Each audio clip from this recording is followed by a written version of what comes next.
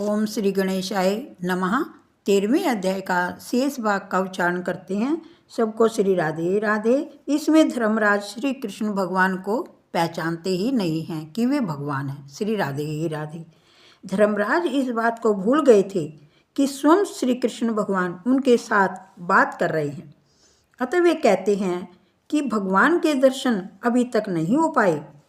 नारद जी धर्मराज जी से कहते हैं कि वे बड़े बड़े मुनि आपके घर आए हुए हैं, उन्हें दक्षिणा का लोभ नहीं है, वे दुर्वासा और जमदग्नि निष्प्रय हैं। धर्मराज के यहाँ विशाल जन समुदाय एकत्रित हुआ था, अतः दुर्वासा को आशंका थी कि कहीं कुछ अधर्म आचरण न हो जाए, और ऐसी आशंका के कारण वे भोजन तक नहीं करते थे। द्वारकाधीश दुर्वासा को ब्रह्म विद्या गुरु मानते थे। श्री राधे राधे। एक दिवस रुक्मिणी ने कहा, हे नाथ, दुर्वासा आपके गुरु हैं और बड़े तपस्वी भी हैं, क्यों न हम ऐसे पवित्र ब्राह्मण को भोजन कराएं। कृष्ण ने कहा, ये दूर रहें, वही ठीक है, घर पर आएंगे तो गड़बड़ करेंगे। रुक्मिणी ने अति आग्रह किया तो श्री कृष्ण भगवान रुक्मिणी दुर्वासा को आमंत्रण देने के लिए पिंडारक तीर्थ गए। दुर्वासा ने कहा, भोजन की बात जाने दीजिए, मेरे आशीर्वाद हैं आपको, मैं क्रोधी हूँ, कहीं क्रोधवश कुछ श्राप न दे दूँ। किंतु कृष्ण रुक्मिणी के अति आग्रह के कारण दुर्वासा आने को तैयार हुए और रथ में बैठ गए। श्री राधे राधे। दुर्वासा ने उनकी परीक्षा करने का विचार किया। श्री कृष्ण से कहा, मैं हूँ ब्राह्मण और तुम हो क्षत्रिय, क्या यह योग्य है कि हम एक ही आसन पर बैठें?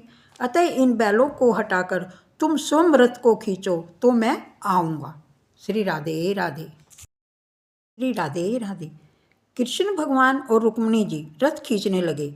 माता थक गई, प्यासी हो गई। वे बोली, ब्राह्मण बड़े विचित्र होते हैं, मैं ब्राह्मणों के घर में नहीं रहना चाहती। कृष्ण भगवान ने समझाया कि अब अधिक देरी नहीं है, धीरज रखो। तो रुक्मिणी ने कहा, मैं धीरज नहीं रख सकती, मैं इस प्रदेश में नहीं रह सकती। कृष्ण भगवान ने कहा, नहीं नहीं, इस प्रदेश को कभी न छोड़ना, इस गुजरात में हमेशा वास करना। और लक्ष्मी जी गुजरात में ही रह गई। श्री राधे राधे। प्रभु की लीला है, दुर्वासा के हृदय में भी श्री कृष्ण हैं। रुक्मिणी जल पीने जा ही रही थी कि दुर्वासा समाधि से जाग गए। दुर्वासा ने क्रोध से कहा कि ब्राह्मण को भोजन कराने से पहले ही तुम जल पान कर रहे हो, अतः मेरा श्राप है कि तुम दोनों का वियोग होगा। श्री कृष्ण ने कहा, आपका श्राप सिर्फ आंखों पर, किंतु आप मेरे घर तो चलिए। दुर्वासा को लगा मैंने श्राप देकर कुछ अनुचित सा कर दिया है, अतः उन्होंने कहा, मैं 12 वर्ष के पश्चात आकर तुम दोनों का विवाह कराऊंगा। श्री राधे राधे। नारद जी धर्मराज जी से कहने लगे, ये ऋषि तुम्हारे यहाँ कुछ खाने या लेने के लिए नहीं आए हैं, ये तो परब्रह्म परमात्मा के दर्शन के लिए यहाँ आए हैं। चिंतन करने पर भी उनके ध्यान में परमात्मा का स्वरूप आ नहीं सका, अतः वे उनका दर्शन करने के हेतु तुम्हारे यज्ञ में आए हैं। इन्हें तो दर्शन का लोभ है। श्री राधे राधे। राजन, तुम तो प्रहलाद से भी अधिक भाग्यशाली हो, परमात्मा तुम्हारे रिश्तेदार होकर तुम्हारे घर में रहते हैं। हमारे घर में भी भगवान है, किंतु नारद जी जैसे संत द्वारा दृष्टि मिलने पर ही उनका दर्शन हो सकता है। हे राजन, तुम भाग्यशाली हो कि परमात्मा तुम्हारी सभा में ही विराजमान है। नारद जी के वचन सुनकर धर्मराज राजसभा में चारों ओर निहारने लगे। श्री राधे राधे। किंतु कहीं भी वे परमात्मा का दर्शन नहीं कर पाए। धर्मराज परमात्मा को पहचान ही नहीं सके। द्वारकानाथ को देखते तो थे, किंतु उन्हें तो वे मेरा भाई ही मानते थे। इधर श्री कृष्ण जी सोचते हैं कि नारद अब चुप हो जाए तो अच्छा रहे, अन्यथा वे मुझे प्रसिद्ध कर कर ही छोड़ेंगे। उन्होंने नारद जी से कहा, नारद, मुझे तुम प्रकट मत करो, अपनी कथा ही पूरी करो। नारद जी ने कहा, इस सभा में जगत के जन्मदाता उपस्थित हैं। ब्रह्मा जी ने माना कि नारद जी मेरा नाम घोषित करेंगे और मुझे प्रसिद्धि मिलेगी। ईश्वर जीव को अपना ले तो जीव ईश्वर बनता है। राजन ने कहा, जगत दृष्टा और ब्रह्मा के भी जो पिता हैं वे बैठे हुए हैं इस सभा में। धर्मराज नारद जी से पूछने लगे, कहाँ है भगवान, कहाँ है परब्रह्म, मुझे क्यों नहीं दिखाई देते? अब नारद जी से रहा नहीं गया।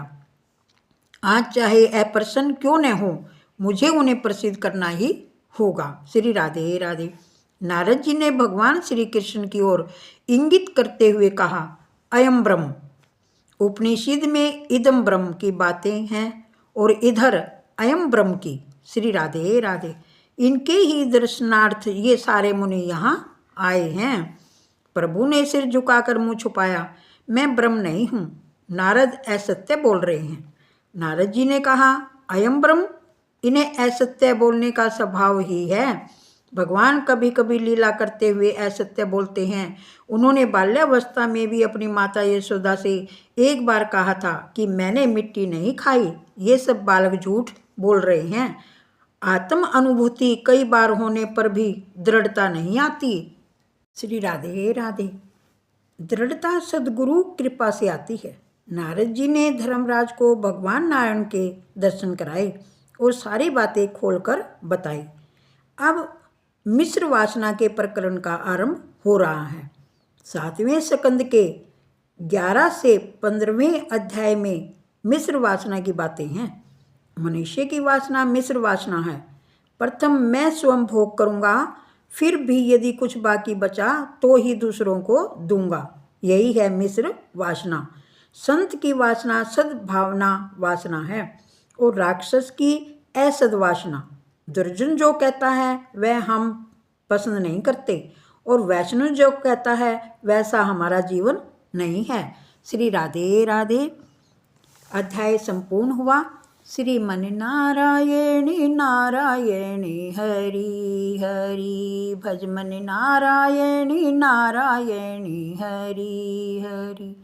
तेरी लीला सबसे नारी नारी हरि हरि। लक्ष्मी नारायणी नारायणी हरि हरि। सबको राधे राधे।